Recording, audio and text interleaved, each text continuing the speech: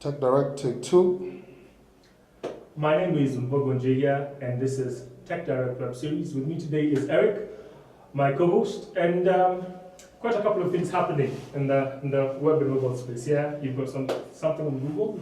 It's a busy time right now. Right now we have Google coming in this week.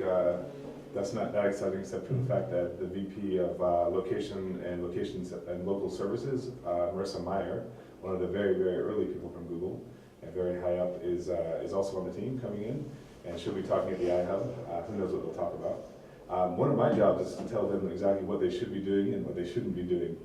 So if you guys have any ideas of what you think Google's doing well, what they're not doing well, I think we can have that discussion. So when, if say I've got this thing, I'm figuring that Google needs to say maybe work better with universities or schools. How do I get that opinion out there? Well, I think right now it's like if there's somebody who is part of the iHub membership, they should come by the iHub on Thursday and just tell her, right, their thoughts on it. I have a couple of thoughts myself, right? So if I think about what Google's doing, and not just here in Kenya, but across the board in Africa, I'm thinking, number one, double down on Android, right? We're seeing what's happening with the Ideos phone. Get that thing spread out there. Because if you want people using data and using the real web, which is where Google really is prolific, then you need them on that, right? You need Android to be in there everybody can. The other thing I say is, Gmail ties everything together, so figure out ways to make the services that are around Gmail work here. There's some things like SMS chat only works here, and Yes. seven other countries in Africa. But why doesn't Google Voice work here? Because if Google Voice works here, talk about a killer app for the mobile operator. True. Right? So there's things like that need to be discussed, and I've written about it some on my blog, White African. But there's actually a forum. Come on Thursday, make some noise. Excellent. So Thursday, 7 p.m. Thursday 7 p.m. at the iHub. Right.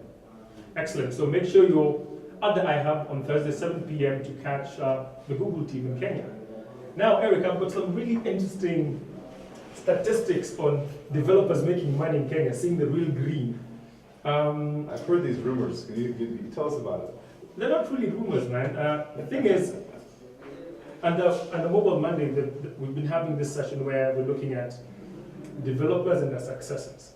So we've been bringing developers who showcase their apps and give us numbers. Because what's been happening in the market is guys saying, are we living in a bubble?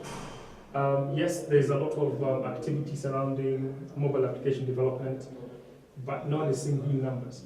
So for the past couple of months, we've been having, at Mobile Monday, all these developers come in and showcase their different applications. And it was a 3-part series, which in the first part, we saw Nokia come in with an event or an initiative that saw them go out there and actually pick the mind of the consumer to say, tell us what you'd like to see on a mobile phone. And they came and pretty much voted up their ideas, and the ideas that made it actually got developed.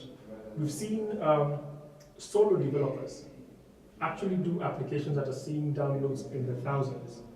But what happened at the last moment was what was interesting. I've got some pretty cool stuff here.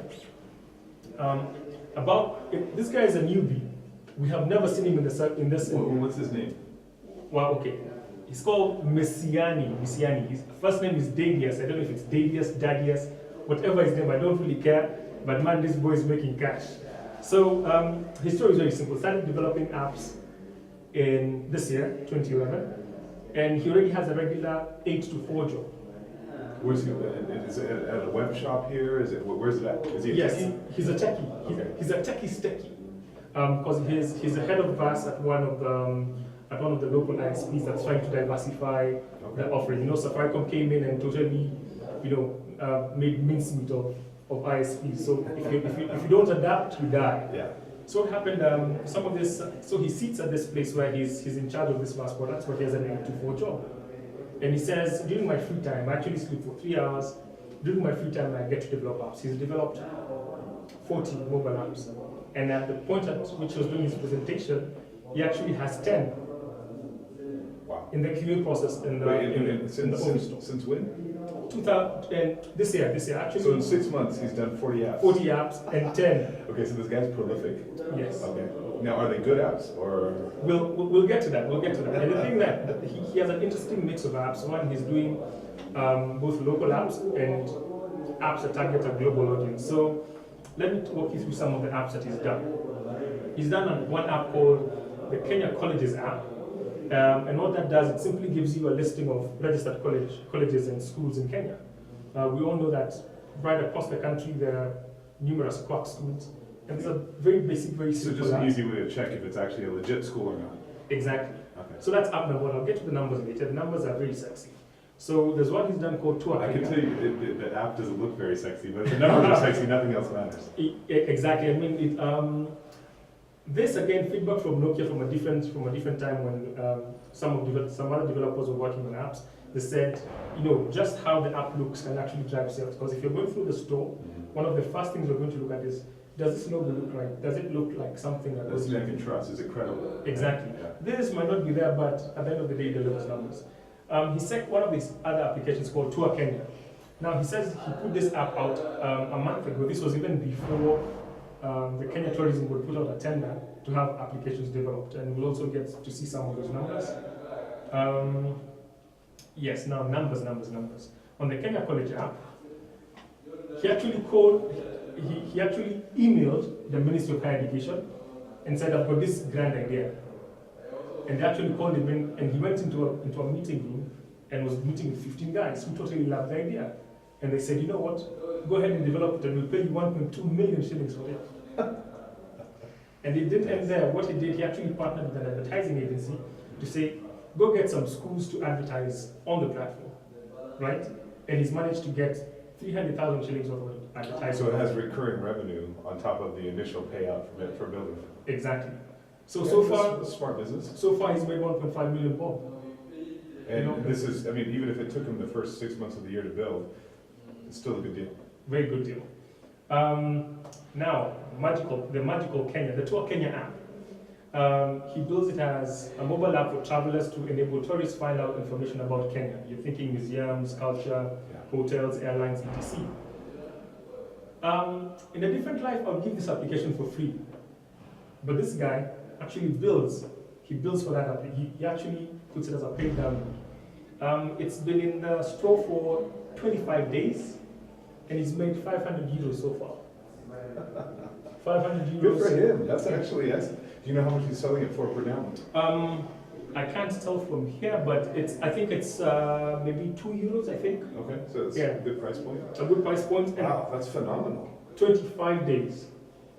25 days, 500 euros. Tell me if you see such cash. And then, of course, he goes ahead to target applications that have a global appeal. And one of the things that he's done, he's built all these different sets of translators. And a question that he was asked during the presentation was, why didn't you just put Translators for like language to language kind of thing? exactly English to German, English to Chinese, Chinese to English? Right. One of the questions he was asked is, why didn't you just bundle one application that you can just select from different menus, translate this to this? He said, no, because my users are different. The users in China don't really care about translating from German to English. He can't resell. Then he has 10 different apps now he can sell instead of one. Exactly. So now here's where the numbers even get more interesting. Between the 1st and the 25th of June, he actually sold 2,025 translators, earning him 4,044 euros. Wow. Yes, Wow, you have to turn this around. You have to show this to everybody. that's it. Like that is his That's the sales graph. Holy cow. Are you kidding me? 4,000 euros. And this guy still works somewhere. Why is he working for someone else? Thank you. We'll have that discussion another day where I think developers... We need to invite this guy in and ask him these questions on camera. Yes. If I could just mention quickly that I think developers are lacking that business element. Because one of the things he said is that he sleeps 3 hours. I don't think that's smart at all. It's not a badge of honor that you, as a developer, come and say, I've been slaving for 72 hours straight without sleep. Work smart. Get some sleep, be more productive. but these numbers, man, are just too exciting. So that's it's incredible. 4,000 euros, and doesn't stop there. So he says, mobile advertising. We've been talking about mobile advertising for forever. We have the Mobile Marketing Association established in Kenya. We've got Mobile Monday that looks at all these things. Yeah. So what does he go ahead and do? He actually plugs in mobile advertising into his apps. Which publisher, which ad publishing platform? He's actually using Interactive. Interactive are one of Nokia's most preferred advertising partners. Okay, so every app he does through the OV store. So far, yes, and it's simply been a numbers game. But of course, he said that he's Well, pushed it's some stuff on obviously the working, Android. right? He's pushed some on the Android, but he said he's going to share that Okay. those numbers later. So Interactive are a purely mobile application. So they're like Mediation InMobi or platform. AdMob. They're like InMobi or AdMob. I'd say better, because what they do is, as a mediation platform, they actually query over 80 different ad networks. And at any one point, they give you the best rate. Yes. Okay, gotcha. So what happens is, for a developer out there, whenever you're pushing your application, you're looking at a person who can provide you with the highest fill rate. By fill rate, we mean you've got all this inventory that you need to serve advertising on, and if you just go with one ad network, you might see maybe just half of your ad space being filled up. But if you use a mediating platform, what it does, it picks the best deal for you and serves that advertising there. So again, just on the apps that he's done and pushed out, in the space of 25 days, ladies and gentlemen, he's earned $2,000. Okay, so hold on a second. So he's made 4,000 euros, Mhm. made another 500 euros. That's Yes. just on 2 apps, Yes. or on the translator apps and now he's got another 2,000 euros on ad impressions. So he's making, let's say it's 6,500, $7,000 on apps, and then another 2,000. So he's making $9,000 a month. Yes. Why is this guy not doing this full time?